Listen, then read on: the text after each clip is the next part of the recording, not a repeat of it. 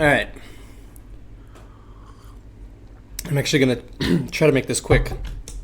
I got to do laundry and a couple other things. I got my first job, which I'm very excited about. And I think it's really interesting that this what I'm doing is I feel largely influenced by this book, The Alchemist, one of my favorites, and it's interesting because it's so I don't know, it's weird because it's kind of spiritual and overly spiritual for my liking, but I cannot deny the truth of it. And one of the things that he says in the book, or it's a story, right? For those of you who haven't read it, it's a story of a kid who has a dream about the pyramids, and he wants to go visit them, and that's like his life goal essentially. And he's a shepherd. It's going great, comfortable. He loves it, but he's set on this, right? So then he sells his sheep.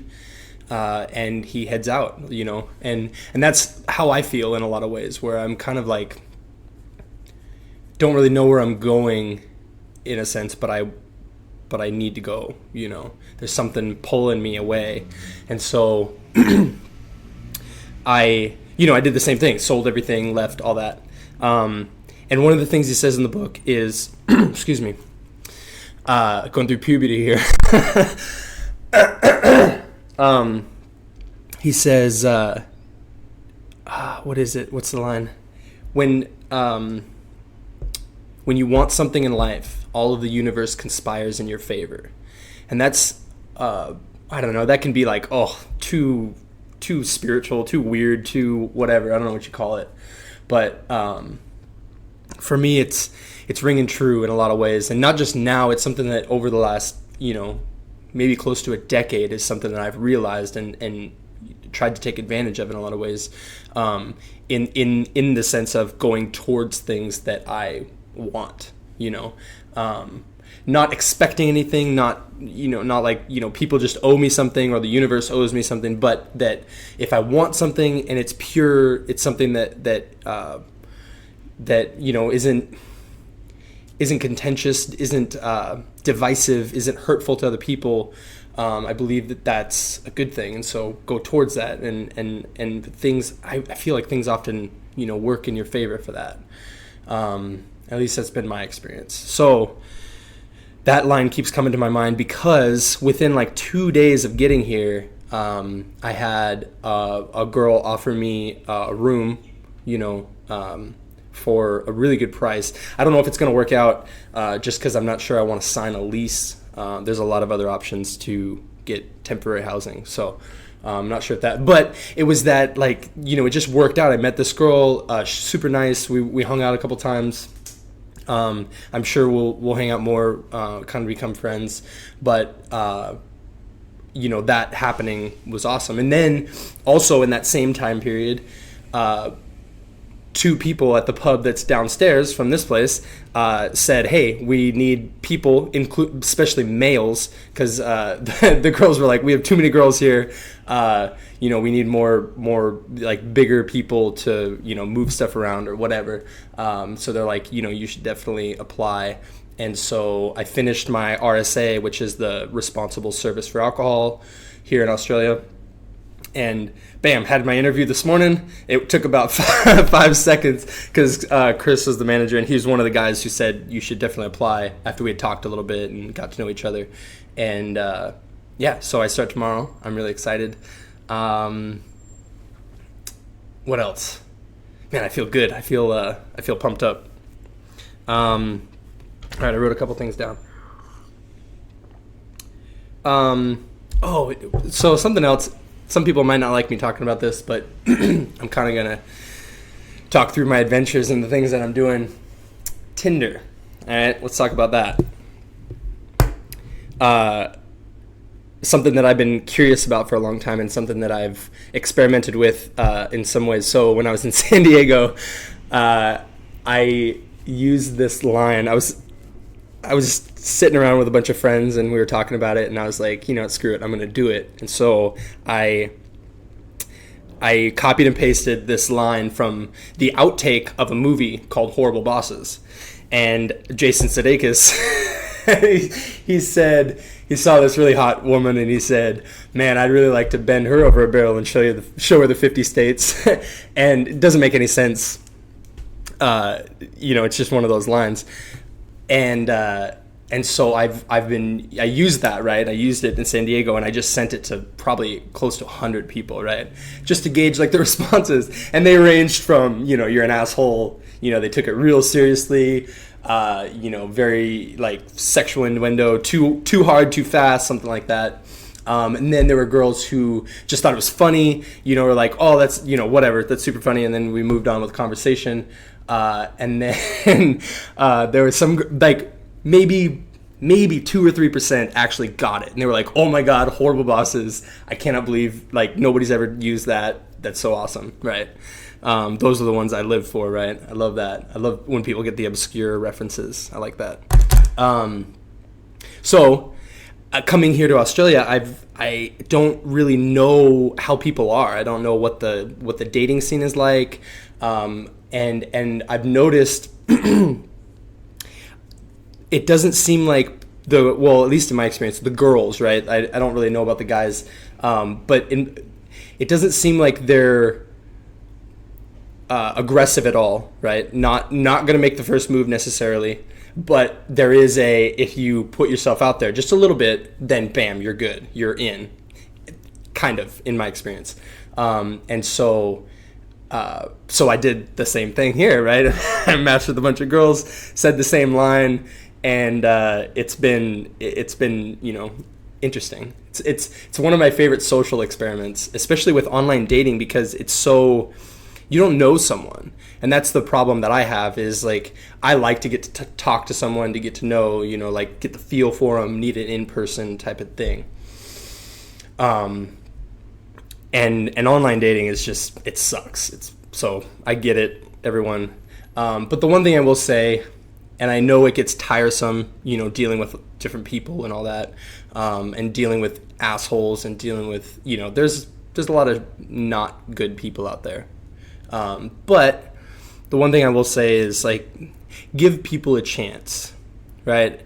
Learn patience and give a little bit. You don't have to give a lot, but I would highly recommend for everyone out there, just like give a little bit of space. Like, okay, have a little empathy, essentially, right? Like, what's their situation? What's going on? What are they doing? What are they trying to do? What are they saying? What are they trying to say? And that can go a long way. And, probably 90% of the time, your first instinct's going to be right. And you're like, oh yeah, he was an asshole, or she was, whatever. But sometimes you'll find, it was out of context, it was blah blah blah, and you give a little bit there, and then you can move on. So really, it's like having thick skin. This girl, I ended up sending the message to her anyway, but she lives in Hawaii, so I never got to meet her or anything. But I sent it to her, and she sent back, "You're not hot enough to say stuff like that," and I was hooked immediately. And so we had this like kind of long conversation about, I was kind of banter mostly, but it was, I don't know, it was just funny. And so, and I thanked her. I was like, thanks for responding. Like, this is awesome. And she was like, yeah, I gotta keep these hotheads in check. Apparently she's getting messages like that all the time, I guess. But I don't know. I just thought it was funny. But really, like, for one, don't take yourself too seriously. And that's one thing I really liked about her message, was she chopped me down real quick, but we were able to talk about it. She didn't immediately assume this guy's an asshole, he just, he's a rapist or, whatever. She took it as face value and then went with it. And then we talked a little bit more, and I was like, oh, I'm trying a little bit of a social experiment. I'm curious about what people's answers are going to be and all that. And, I don't know. It was just interesting. And those are the things that I'm doing with my time. What else? Yeah, I don't know. That was just an interesting thing. It's really fresh. It just happened, so I don't know, that's been on my mind.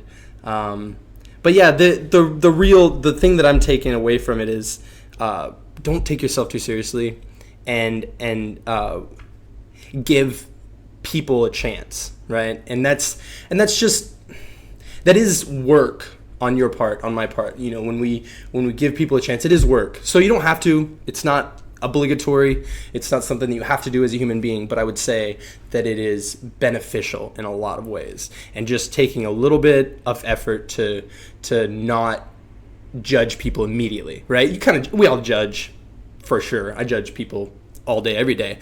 But when I actually enter into a conversation with someone, I try to at least give a little bit, right? And like, okay, you know, all right, work this out. What's this person about? How are they? You know, and then sometimes, or I should say, over time, I've honed my skill of within minutes or seconds, I can be like, nope, do not want to be around this person. Actually, that happened in Hawaii. There was this one kid. I felt bad for him, to be honest, but a very affluent family. They live on Coronado Beach, or on Coronado Island. For those of you who don't know, Coronado Island is in San Diego, and it's very, it's very expensive real estate. And he told me, he was just spouting off about like how much money his family had, and they sailed to Hawaii from there, and he just kept going on, and it was about 30 seconds, and I was like, this kid isn't, I'm sorry to say this, but this kid isn't worth anything. And I don't feel a fault of his own. He's encompassed by privilege, wealth, all that, which is fine, but he doesn't understand life, and he doesn't understand social things, and how don't talk about stuff like that, especially to a bunch of backpackers who aren't making any money, aren't doing anything. Like, I don't know, it just, and I could see that from everybody else, was just like, not enjoying being around this kid. And so that's a good thing to be aware of, right? Like, if you have privilege, you have something that's cool, that's awesome, but learning how to not take yourself so seriously, not take yourself so, like, I don't know, that air of like, I'm better than people or whatever. It's not worthwhile, because we live in a social environment where most of the things in your life will depend on how well you can get along with other people, unless you're, there's plenty of like business people and all that who are just badasses who don't get along with anybody, but make it just fine. But the social aspect is important, because it doesn't matter how much money you have, how much anything really, but when it comes down to your health, your well-being, your ability to make it through life with a healthy self-confidence, things like that, and that's important, right? Like, more than the money, more than all that. So I don't know if all this is making sense. I'm kind of rambling, but that was just something I thought of. I felt bad for the kid, but I immediately was like, oh, I do not. This kid is, and then every time he'd like come up to me and be like, hey, what's going on, man? What'd you do? Like, what'd you do today? And every time there was like this feeling of like, I can't wait till he tells me that he hiked up a mountain or something like that, and then I get to tell him that I went sailing on the beach of whatever, and sipped martinis with Mark Cuban or whatever. And that is just not an attractive quality. So for anyone out there who, just don't do that. That's not cool. Or it's not going to get you anywhere socially. People aren't going to be like, oh, unless, other than the people who are like, oh, this guy could buy me something, or this guy could, whatever, some people like that. But, if you want quality people in your life, be a quality person. Bam. I should end it right there. But for real, like, that's something I'm really learning a lot about is you find yourself in the company of the people whom you are similar to, right? So be, you want people who are patient. You want to be around people who are kind, who are who will lift you up and push you up sometimes, really like tell you a thing or two, but in a kind way, in a friendly way, I guess. You want those people, right? But if you want those things, right, those things are going to build you, those things are going to help you, be that person. All right. That's, man, I can't tell myself that enough. And so I'm learning that a lot. I feel like in a lot of ways that's what happened. As I came here, I came with a very positive attitude, with a very upbeat and energetic attitude. And so I came to this hotel, met, the manager checked me in, or one of the managers, and met several of the bartenders and the servers and everything. We all got along great. They're all super nice. And as we got along and talked a little, because I spent most of my time near the bar. The pubs here aren't the same as America. There's not like a long bar usually where you sit at. There's a couple stools maybe. So that's where I hung out. So there were no other patrons. They were all seated at tables and whatnot. And I just talked to the bartenders. And within a couple days, they were like, "Man, you should work here." And so I don't know. That's just, those are the things. Like you get what you give. So give freely, give abundantly, give kindly.